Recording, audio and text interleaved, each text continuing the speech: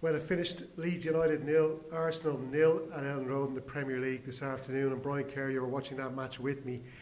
Leeds, perhaps considering they were a man up in the second half and also hit the crossbar and hit the post 3 times, they'll be a little bit disappointed after that game, I'd say. Yeah, they'd be annoyed and frustrated that they didn't win the game against 10 men in the second half for so long, and having dominated the first half when it was 11v11 also. Might have got away with a couple of little things later on, that opportunity where Aubameyang's shot was blocked by Cooper. I thought it might have been a penalty for handball. Also, Saka put through by Bellerin, beautiful piece of work on the right hand side, and Bellerin threaded the ball between 4 Leeds defenders to put Saka in. The goalkeeper Milier came out and forced him a little bit wide and made the save in the end, but there was a chance for Saka to score. But other than that, it was all Leeds, and they had numerous half opportunities, I would say, to score. A couple of really clear ones. The one laid on with Rafinha, I thought was a really clear one. Bamford's header was a half chance on a cross off the inside of the post. Rodrigo, several good attempts, but the one that he flashed off the crossbar with his left foot was a great effort and goal. Dallas's was a chance, magnificent save by Leno to his right. But it was all Leeds really, and they played very, very well. It's funny because there's maybe parallels with both teams. Leeds back in the Premier League, one of the great clubs in English football, trying to get back to the great Leeds team that they were. We've seen them winning league championships over the last couple of decades. Arsenal as well, who are a team, one of the great Premier League clubs that have slipped away over the last number of years. So 2 managers that are trying to get clubs, big clubs, back to their former glory days.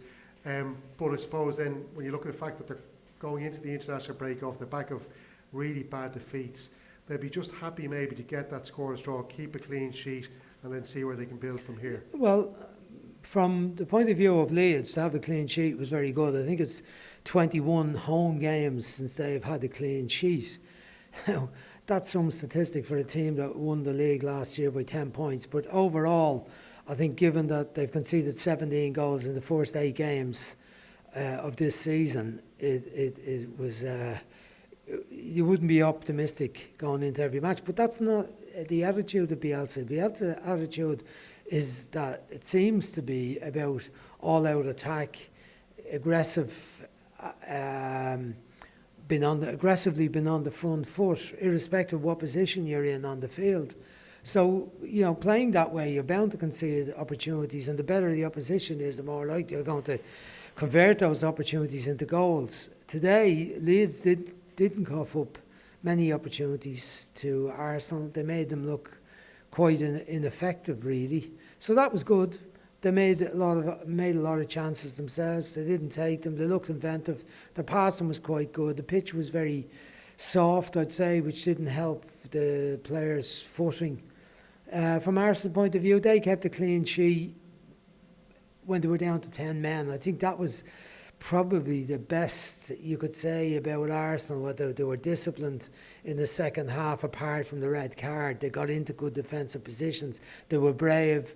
They got their bodies in the way, made some good blocks. The goalkeeper dug them out when need be, and they had a big slice of luck with shots hitting the post.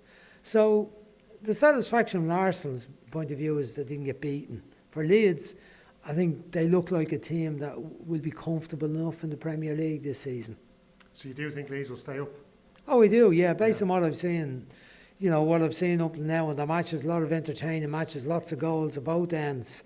But their general play today and the energy they play with and the confidence they have in each other to take the risks they do in getting forward into attacking position. I mean, most teams that struggle in the Premier League and they ultimately go down, it's because of the lack of goal scoring, the lack of a main man to score goals or to be able to score goals and make enough chances. You've seen that with so many teams in recent years. Norwich, for an example, last year started well, Pukki got a few goals, but then the goals dried up, results fall out. I don't think Leeds are going to have that problem. Bamford has scored 7 goals already. It was unfortunate today. Leno made 2 good stops from him from the flick in the first half, the outside of his right boot, and the kind of shot that the chance came off a Gabriel block. and Leno made that save, the header off the post. But Rodrigo come on, looked the player when he come on, and I think they've other good attacking options. So, and they get goals from lots of players around the pitch. Midfield players, Dallas got 5 last year. Click scores goals come at midfield. Ayling scores goals from the back. So I think they'll be okay. And just to ask you on Arsenal then as well, Mikel Arteta has been backed in the transfer market. Now I'm not sure he wants, or he's got everything that he needs. Some people have said he maybe needs another couple of transfer windows before he gets the team that he wants. But what's his goal this season? What's his target? Well, his goal has to be kind of make the Champions League places. Realistically, I don't think they're going to win the league. I mean, we would have said that about 18 teams starting the Premier League this year, but only Manchester City and Liverpool could have reasonable, realistic ambitions to win the league. But now the way things have worked out, given the sort of season we have, where all the European clubs playing in Europe, playing 2 matches a week on a weekly basis, and then with the internationals packed in where all their players are away on international duty, the players not getting a rest, it's a real test of everyone's squad. There's no crowds in the stadiums affecting the results. So it comes down to performance on the day and the ability of the players. There's nobody influencing referees' decisions, the passions, the crowd, the hostility of the crowd, any of that is not affecting the games. So, you know, Arsenal can have ambitions of being the top 4 team, I think. Whether they make it or not, you would cast doubts at the moment. But the good news for them is I think they're still only finding their way. Thomas Partey hasn't really settled in as yet. Looks a promising player. Missed the game today. David Luiz missed the game today, and Lenny missed the game today. The two, Lenny and Partey, look like they're part of his best midfield, and neither of them played. So, but he needs to get the front line firing, and that's the problem. They've become a little bit more resilient and organised and disciplined looking, but that seems to have been at the expense of creativity. No sign of Ozil, doesn't seem to be wanted at all, and yet they're not making too many chances either. And Aubameyang looked a shadow of himself today, I have to say, compared to the fellow that scored 22 goals in the league in each of the last 2 seasons. He's got 2 thus far. Lacazette on the bench and not used today.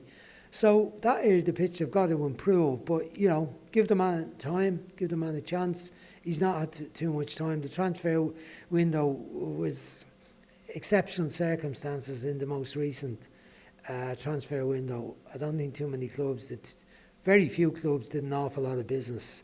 I think it'll take more time, and you have to be fair to Arteta to evaluate how he's done. I don't think we can make any real evaluation on it until much later in the season. Brian, I can ask you about Jose Mourinho. I feel the last couple of weeks, when he's speaking to media, he's got his mojo back. It's like the old Jose.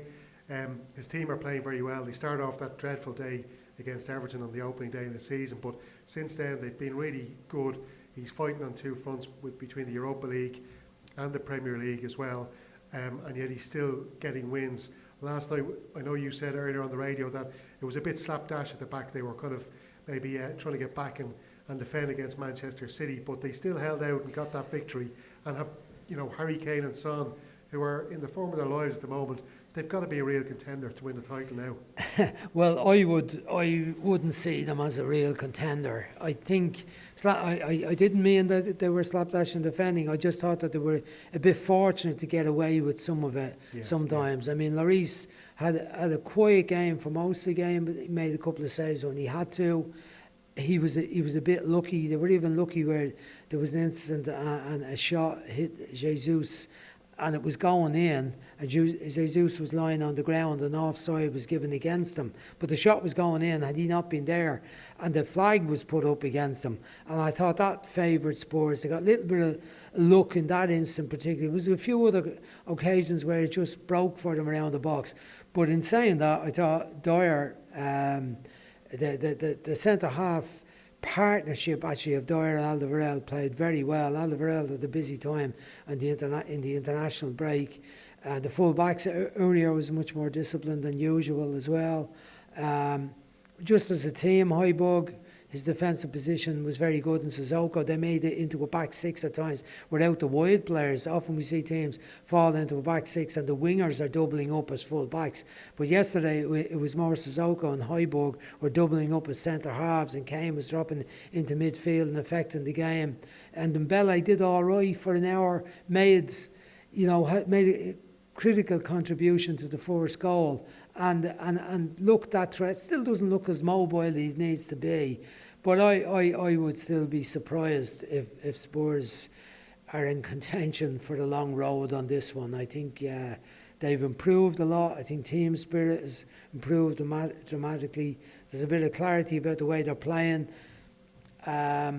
I think he got one over on Pep yesterday by winning that way, because it's not the nature of Spurs. I don't think if Spurs fans were packed in the ground yesterday, they would have been delighted to see them being pinned back around their own penalty area and playing on the counter. Spurs fans want to see their team on the front foot and taking the opposition on, but they would have been delighted at that result. And that's what they're doing now. They're finding a way to just about win matches. Unfortunately, they dropped silly points to West Ham, silly points to Newcastle early on, and they lost to Everton in the first game where they played very poorly. But he's certainly getting a number out of a lot of players now, and the squad looks a lot better than it did.